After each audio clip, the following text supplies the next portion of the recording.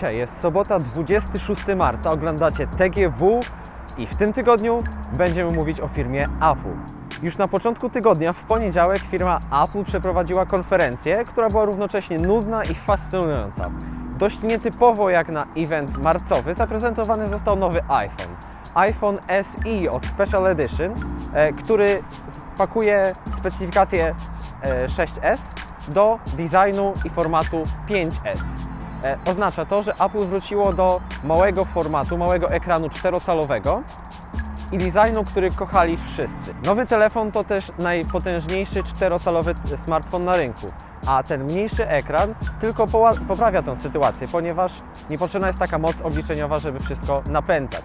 Równocześnie sprzyja to też baterii, jednak należy pamiętać, że przez to, że smartfon jest troszkę mniejszy, to mniejsza jest też sama bateria. Kamera z tyłu telefonu to ten sam model system co w 6S, co zapewnia bezkonkurencyjną, może poza Samsungiem Galaxy S7, jakość zdjęć i filmów i tylko bez żadnego logicznego wytłumaczenia pogorszeniu uległa kamera z przodu.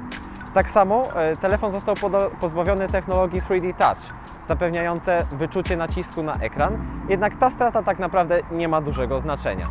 SE będzie dostępny w Polsce w połowie kwietnia, natomiast preordery startują już 29 marca.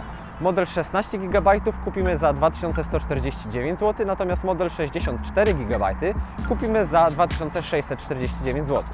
Są to ceny dość wysokie, natomiast jeżeli o tym pomyśleć, to relatywnie niskie, ponieważ otrzymujemy bardzo dobrą specyfikację, bardzo dobry telefon, który konkuruje ze innymi modelami na rynku i tylko ma mniejszy ekran, więc jeżeli nie przeszkadza Wam mały ekran, to jest to telefon idealny. Idąc za doktryną upychania najnowszych technologii w bardziej kompaktową formę, Apple zaprezentowało również iPada Pro 9.7. Próbując go opisać, najprościej jest to specyfikacja iPada Pro w ciele iPada R2. Co nam to daje? To urządzenie o wręcz kosmicznej jak na tą formę mocy obliczeniowej, dodatkowo z ekranem oryginalnego iPada 9.7 cala, który od teraz jako ciekawostkę automatycznie wykrywa temperaturę światła zewnętrznego i dopasowuje do tego wyświetlacz i czterogłośnikowy system audio.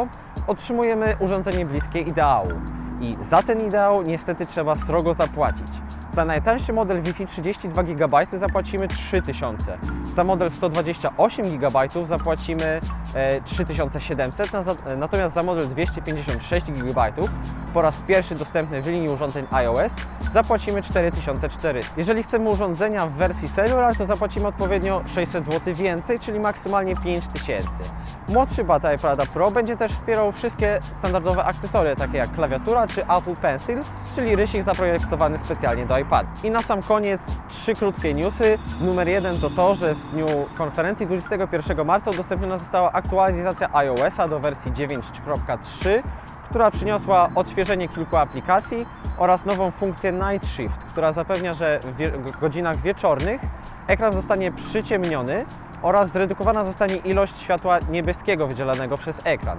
Ma to zapewnić mniejsze wyczerpanie oczu użytkownika oraz ułatwić zasypianie. I wiadomość numer 2 to to, że oficjalnie została obniżona cena wejściowa na Apple Watcha, która od teraz wynosi 1449 zł. Natomiast jeżeli chodzi o wiadomość trzecią, to to, że Apple poinformowało, że to była ostatnia konferencja zorganizowana w ich starej siedzibie, ponieważ za rok wszyscy zostaną zaproszeni do nowego kampusu, który, musicie przyznać, wygląda dość fascynująco. To koniec wiadomości od Apple i to też koniec tego tygodniowego TGW. Widzimy się standardowo za tydzień, więc nie zapomnijcie subskrybować. Do zobaczenia!